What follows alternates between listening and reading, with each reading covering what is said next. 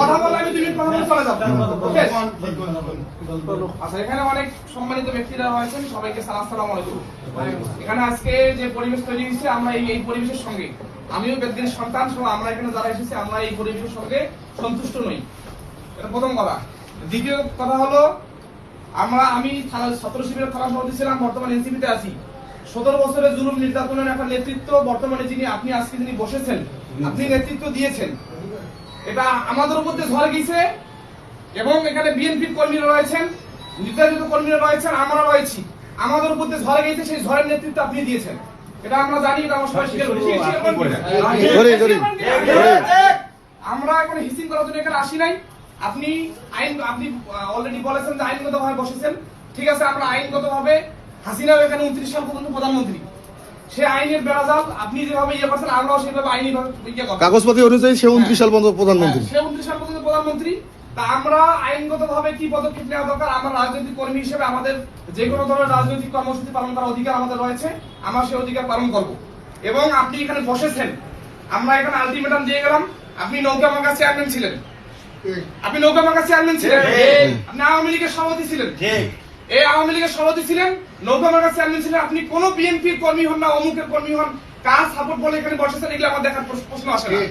আমরা সত্যের পক্ষে একজন দাঁড়াবো, একাই দাঁড়াবো। তাতে ডিপ স্টেট বলেন, বড় বড় লোকজন আমাদের পাশে আসে বা না আসে, সেটা আমার দেখার প্রশ্ন নাই। এজন্য আমরা আপনাকে আলটিমেটাম দিলাম যে আপনি যেভাবে ছিলেন ওইভাবে থাকাটা আপনার জন্য উপযুক্ত ছিল। কিন্তু আজকে আপনি যে নতুন করে চেয়ারে বসলেন, এটা আপনার জন্য ভালো হলো না, এটা আমরা মনে করি। এবং রাজনৈতিক কর্মী হিসেবে আমাদের যা দায়িত্ব পালন করা দরকার, আমরা সেটা পালন করবো। এবং কোনোভাবে আপনি চেয়ারে যাতে বসতে না পারেন, থাকতে না পারেন, তার জন্য যা করণীয় আমরা সেটা করণীয় পালন করবো।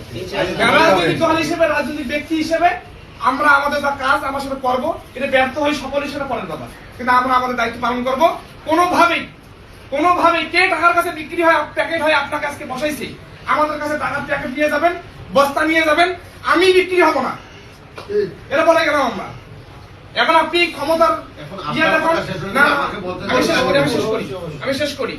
আপনার লাঠিয়াল বাহিনী আছে, বেদগাড়িতে আপনি লাঠিয়াল বাহিনী চালান, আপনার কাছে ক্যাডার বাহিনী রয়েছে, অস্ত্র রয়েছে, আপনার কাছে বিএনপির কিছু বিক্রিত নেতা রয়েছে, যারা আপনাকে সঙ্গ দিতেছে। কিন্তু আমরা আপনাকে সঙ্গ দেব না, এই বেদগাড়ি জনগণ আপনাকে সঙ্গ দেবে না। যাদেরকে আপনি ঠাকুরবাড়ি করে হত্যা নিয়ে মামলা, আপনি জেল খাটিয়েছেন, আপনি পাকুড়িয়া শরীফের বিভিন্ন মামলার আপনি সাক্ষী ছিলেন, আপনি বিভিন্ন মামলার আপনি মূল হোতা ছিলেন। আমরা আমাদের রাজনীতির কাছে দায়বদ্ধ, আমরা আমাদের এবং তার পাশাপাশি আমাদের যে ছাত্র দলের ছেলেটা 2.5 ঘন্টা যে পার্টি অফিসে এসে মারলো, এর ইন্ধন দাতাও তিনি ছিলেন। হ্যাঁ, সেই জায়গা থেকে আপনার অপরাধ কিছু ব্যক্তিকে আপনি কিনে নেওয়ার মধ্য দিয়ে অপরাধ আপনি লঘু করার চেষ্টা করেছেন। সবাইকে কিনে নেওয়া যায় না, আমাদেরকে কিনে নিতে পারবেন না, সেই পরিমাণ টাকা আপনার এখনো হয় নাই, এটা আপনাকে আমরা বলে দিলাম। এটা আমরা আইনগত ভাবে যেভাবে রাজনৈতিক মোকাবেলা করতে আমরা মোকাবেলা করবো।